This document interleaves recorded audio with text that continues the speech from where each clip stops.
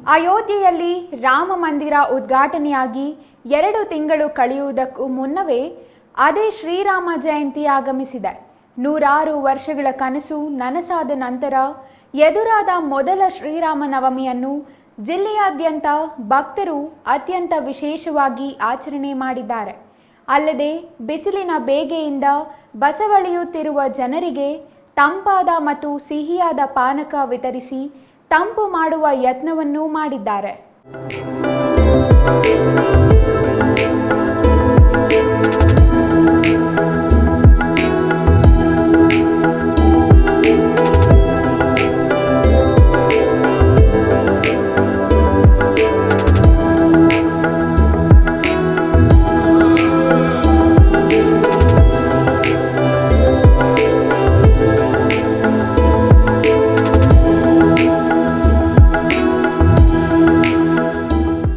ಹೌದು, ಶ್ರೀರಾಮನವಮಿ ಬರುವುದೇ ಬಿರುಬೇಸಿಗೆಯಲ್ಲಿ.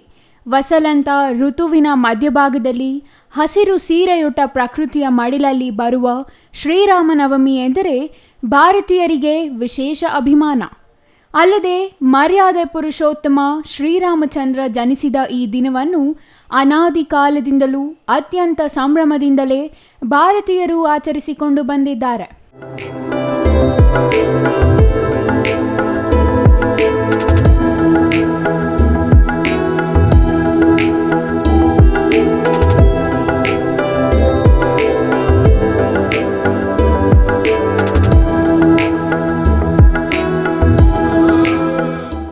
ಆದರೆ ಅಯೋಧ್ಯೆಯಲ್ಲಿ ಶ್ರೀರಾಮಚಂದ್ರ ಜನಿಸಿದ ಸ್ಥಳದಲ್ಲಿಯೇ ಶ್ರೀರಾಮನಿಗೆ ಒಂದು ನಿವಾಸವಿಲ್ಲ ಎಂಬ ಕೊರಗು ಅನೇಕ ಭಾರತೀಯರನ್ನು ನಿರಂತರವಾಗಿ ಕಾಡುತ್ತಿತ್ತು.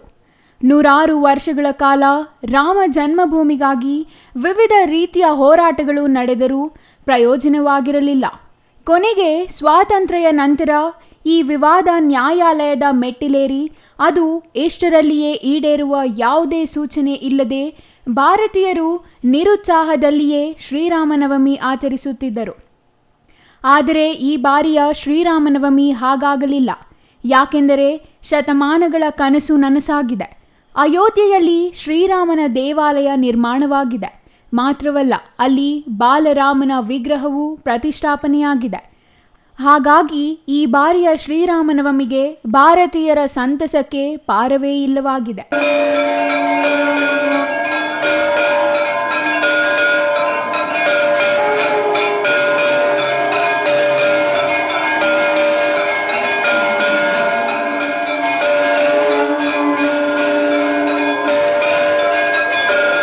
ಇನ್ನು ಶ್ರೀರಾಮನವಮಿ ಹಿನ್ನೆಲೆಯಲ್ಲಿ ಚಿಕ್ಕಬಳ್ಳಾಪುರ ನಗರ ಸೇರಿದಂತೆ ಜಿಲ್ಲೆಯಾದ್ಯಂತ ಶ್ರೀರಾಮನವಮಿ ಉತ್ಸವಗಳು ಅದ್ದೂರಿಯಾಗಿ ನೆರವೇರಿದವು. ಜಿಲ್ಲೆಯಾದ್ಯಂತ ಇರುವ ಶ್ರೀರಾಮನ ಆಲಯಗಳು, ಆಂಜನೇಯ ಸ್ವಾಮಿ ಆಲಯಗಳನ್ನು ಹೂವು ಮತ್ತು ವಿದ್ಯುತ್ ದೀಪಗಳಿಂದ ಅಲಂಕರಿಸಿ ದೇವರಿಗೂ ವಿಶೇಷ ಅಲಂಕಾರ ಮಾಡಲಾಗಿತ್ತು. ಎಲ್ಲ ದೇವಾಲಯಗಳಲ್ಲಿಯೂ ಇಂದು ಮುಂಜಾನೆಯಿಂದಲೇ ವಿಶೇಷ ಪೂಜೆಗಳು, ಹೋಮ ಹವನಗಳು ನೆರವೇರಿದವು. ಅಲ್ಲದೆ ಹಲವು ಗ್ರಾಮಗಳಲ್ಲಿ ಶ್ರೀರಾಮ ಭಜನೆ, ಬೆಟ್ಟು ಸುತ್ತುವ ಭಜನೆಗಳನ್ನು ನಡೆಸಲಾಯಿತು.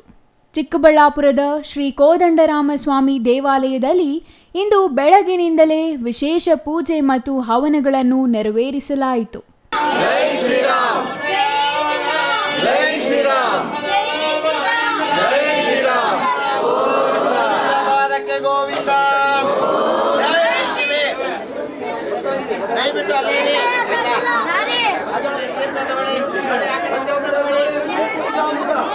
ದೇವಾಲಯಕ್ಕೆ ಹೂವಿನ ಅಲಂಕಾರ ಮಾಡಿ ದೇವರಿಗೆ ವಿಶೇಷ ಅಲಂಕಾರ ಮಾಡಲಾಗಿತ್ತು. ಬೆಳಗಿನಿಂದಲೇ ಪಾರ ಸಂಖ್ಯೆಯಲ್ಲಿ ಆಗಮಿಸಿದ ಭಕ್ತರು ಶ್ರೀರಾಮನ ದರ್ಶನ ಪಡೆದು ಪುನೀತರಾದರು. ಕೋದಂಡರಾಮಸ್ವಾಮಿ ದೇವಾಲಯದಲ್ಲಿ ಅಲಂಕಾರ, ವಿಶೇಷ ಪೂಜೆಗಳ ಜೊತೆಗೆ ಪಾನಕ, ಕೋಸಂಬರಿ ಸೇವೆಯನ್ನು ರಾಮೂಸ್ ಫರ್ನಿಚರ್ ಮಾಲೀಕ ರಾಮು ಮತ್ತು ಸ್ನೇಹಿತರಿಂದ ಆಯೋಜಿಸಲಾಗಿತ್ತು.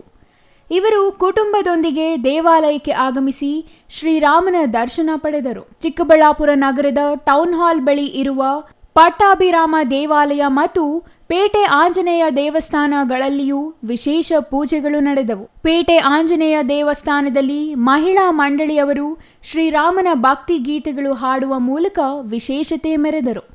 ಎಲ್ಲ ದೇವಾಲಯಗಳಲ್ಲಿಯೂ ಆಗಮಿಸುವ ಭಕ್ತರಿಗೆ ಕೋಸಂಬರಿ, ಪಾನಕ ಮತ್ತು ಮಜ್ಜಿಗೆ ವಿತರಣೆ ಮಾಡಲಾಯಿತು. ದೇವಾಲಯಗಳಿಗೆ ಬರುವ ಭಕ್ತರಿಗಾಗಿ ಅನೇಕ ಮಂದಿ ಪಾನಕ ಮತ್ತು ಕೋಸಂಬರಿಯನ್ನು ವಿತರಿಸುವ ಮೂಲಕ ಬಿಸಿಲಿನ ಬೇಗೆಯಿಂದ ಬಸವಳಿದಿದ್ದ ಜನರಿಗೆ ತಂಪೆರೆಯುವ ಕೆಲಸಕ್ಕೆ ಮುಂದಾದರು.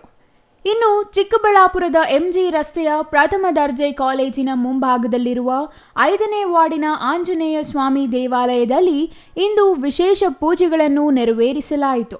5ನೇ ವಾರ್ಡಿನ ನಗರಸಭಾ ಸದಸ್ಯ ಜೆ ನಾಗರಾಜ್ ಮತ್ತು 18ನೇ ವಾರ್ಡಿನ ಸದಸ್ಯ ಎಬಿ ಮಂಜುನಾಥ್ ಅವರು ಕುಟುಂಬ ಸಮೇತ ದೇವಾಲಯಕ್ಕೆ ಆಗಮಿಸಿ ದೇವರ ದರ್ಶನ ಪಡೆಯುವ ಜೊತೆಗೆ ಪಾನಕ, ಮಜ್ಜಿಗೆ ವಿತರಣೆ ಮಾಡಿದರು. ಚಿಕ್ಕಬಳ್ಳಾಪುರ ನಗರ ಮಾತ್ರವಲ್ಲದೆ ಜಿಲ್ಲೆಯ ಎಲ್ಲ ತಾಲೂಕುಗಳಲ್ಲಿಯೂ ಶ್ರೀರಾಮನವಮಿ ಉತ್ಸವಗಳು ಅದ್ದೂರಿಯಿಂದ ನೆರವೇರಿತು. ಜೈ ಶ್ರೀರಾಮ್. ನಾಡಿನ ಸಮಸ್ತ ಜನತೆಗೆ ಶ್ರೀರಾಮನವಮಿ ಹಬ್ಬದ ಶುಭಾಶಯಗಳು. ನಮ್ಮ ಕೋದಂಡರಾಮಸ್ವಾಮಿ ದೇವಸ್ಥಾನದಲ್ಲಿ ಪ್ರತಿ ವರ್ಷದಂತೆ ಯುಗಾದಿಯಿಂದ ಶುರುವಾಗಿ 8 ದಿನಗಳ ಕಾಲ ಸಾಂಸ್ಕೃತಿಕ ಕಾರ್ಯಕ್ರಮಗಳು ನೆರವೇರುತ್ತೆ. ಈ ದಿನ ವಿಜೃಂಭಣೆಯಾಗಿ ಹೂವಿನ ಅಲಂಕಾರ ಮತ್ತು ಪ್ರಸಾದ ವಿನಿಯೋಗವನ್ನು ವಿತರಿಸಿ ಶ್ರೀರಾಮನವಮಿ ಹಬ್ಬವನ್ನು ವಿಜೃಂಭಣೆಯಿಂದ ಆಚರಿಸುತ್ತೇವೆ. ನಾಳೆ ಒಂದು ದಿವಸ ಏನೂ ಇರುವುದಿಲ್ಲ. 19ನೇ ತಾರೀಕಿಂದ ಮತ್ತೆ ಎಲ್ಲ ರಥೋತ್ಸವಗಳು ನಡೆಯುತ್ತೆ. ಅದರಲ್ಲಿ ವಿಶೇಷವಾಗಿ ಬ್ರಹ್ಮರಥೋತ್ಸವ 23ನೇ ತಾರೀಕು ಮಧ್ಯಾಹ್ನ 1:15 ಗಂಟೆಗೆ ನಡೆಯುತ್ತೆ. ಅದಕ್ಕೆ ಸಕಾಲಕ್ಕೆ ಎಲ್ಲ ಭಕ್ತಾದಿಗಳು ಬಂದು ಆ ಬ್ರಹ್ಮರಥೋತ್ಸವವನ್ನು ಯಶಸ್ವಿಗೊಳಿಸಬೇಕೆಂದು ಸವಿನಯ ಪ್ರಾರ್ಥನೆ.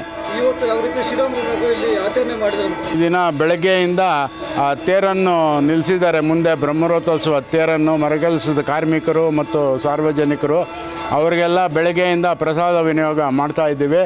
ಈ ದಿನ ಇಡೀ ರಾತ್ರಿ 11 ಗಂಟೆ ತನಕ ಪ್ರಸಾದ ವಿನಿಯೋಗ ಇರುತ್ತೆ. ವಿಶೇಷ ಅಲಂಕಾರ ಇರುತ್ತೆ, ಪೂಜಾ ಕೈಂಕರ್ಯಗಳು ನಡೆಯುತ್ತೆ. ಅದಕ್ಕೆ ಎಲ್ಲ ಭಕ್ತಾದಿಗಳು ಸಕಾಲಕ್ಕೆ ಆಗಮಿಸಿ ದೇವರ ಕೃಪೆಗೆ ಪಾತ್ರ ಆಗಬೇಕಂತ ವಿನಂತಿ ಮಾಡ್ತಾರೆ. ಬಾಗೇಪಲ್ಲಿ ತಾಲೂಕಿನ ಕದಿರನ್ನಗಾರಿಪಲ್ಲಿ ಗ್ರಾಮದ ಯುವಕರು ಗಡಿದಿಂ ಬೆಟ್ಟ ಸುತ್ತುವ ಆಚರಣೆಯನ್ನು ಮುಂದುವರಿಸಿದರು. ಪ್ರತಿ ಶ್ರೀರಾಮನವಮಿಯ ದಿನ ಶ್ರೀರಾಮನ ಭಜನೆ ಮಾಡುತ್ತಾ ಈ ಗ್ರಾಮದ ಯುವಕರು ಗಡಿದಿಂ ಬೆಟ್ಟವನ್ನು ಒಂದು ಸುತ್ತು ಹಾಕುವುದು ಅನಾದಿ ಕಾಲದಿಂದಲೂ ಇರುವ ಸಂಪ್ರದಾಯವಾಗಿದೆ. 100 ವರ್ಷಗಳಿಂದ ಈ ಆಚರಣೆ ನಡೆಯುತ್ತಿದ್ದು, ಹೀಗೆ ಬೆಟ್ಟ ಸುತ್ತುವಾಗ ಬೆಟ್ಟದ ಸುತ್ತ ಇರುವ ದೇವಾಲಯಗಳಲ್ಲಿ ಪೂಜೆ ಮಾಡಿ ಮುಂದುವರಿಯುವುದು ರೂಢಿಯಾಗಿದೆ. 100 ಎಕರೆ ವಿಸ್ತೀರ್ಣದಲ್ಲಿರುವ ಈ ಬೆಟ್ಟವನ್ನು ಮುಂಜಾನೆಯೇ ಹೊರಟು ಮಧ್ಯಾಹ್ನದ ವೇಳೆಗೆ ಸುತ್ತಿ ಬರುವುದು ರೂಢಿಯಾಗಿದೆ. ಒಟ್ನಲ್ಲಿ ಅಯೋಧ್ಯೆಯಲ್ಲಿ ಶ್ರೀರಾಮ ಮಂದಿರ ನಿರ್ಮಾಣದ ನಂತರ ಮೊದಲ ಬಾರಿಗೆ ಎದುರಾಗಿರುವ ಶ್ರೀರಾಮನವಮಿ ಪ್ರಯುಕ್ತ ಜಿಲ್ಲೆಯಾದ್ಯಂತ ಇರುವ ಎಲ್ಲ ಶ್ರೀರಾಮ ಮತ್ತು ಆಂಜನೇಯ ದೇವಾಲಯಗಳಲ್ಲಿ ವಿಶೇಷ ಅಲಂಕಾರ ಮತ್ತು ಪೂಜೆಗಳನ್ನು ನಡೆಸಲಾಗಿದೆ. ಎಲ್ಲ ಕಡೆಯೂ ಪಾನಕ, ಕೋಸಂಬರಿ, ಮಜ್ಜಿಗೆ ವಿತರಣೆ ಅದ್ದೂರಿಯಾಗಿ ನಡೆಸಲಾಗಿದೆ. Jangalahalli Ashwath, CTV news, Chikkaballapur.